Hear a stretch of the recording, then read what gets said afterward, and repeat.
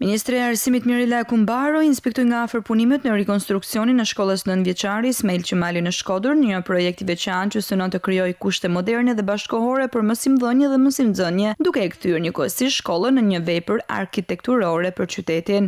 Është shumë e rëndësishme që projektet e shkollave, por dhe përgjithsisht të objekteve publike, spitalet apo kopshtet, po edhe zyrat e administratës, të mos jenë vetëm objekte funksionale, pa diskutim standardet e shkollës, klasat.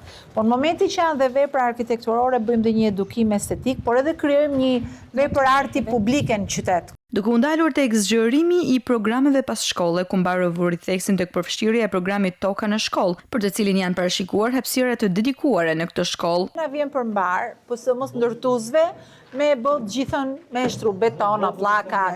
Por nëse ke projektin ferma në shkollë, të shikosh se ke shumë të kollajt me mbajt fëmijët edhe 2 orë dhe 3 orë mbrapa.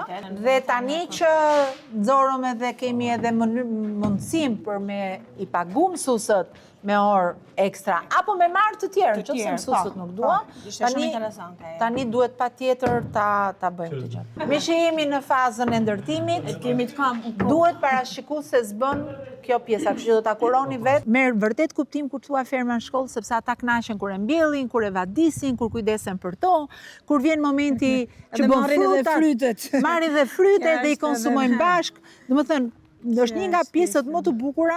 Shkolla Ismail Qemali ka 810 nxënës dhe një staf prej 52 mësuesish. Investimi i Ministrisë së Arsimit për rikonstruksionin e plotë të shkollës Ismail Qemali do të sigurojë ambiente më funksionale, më të sigurta dhe më dinjitoze për nxënësit.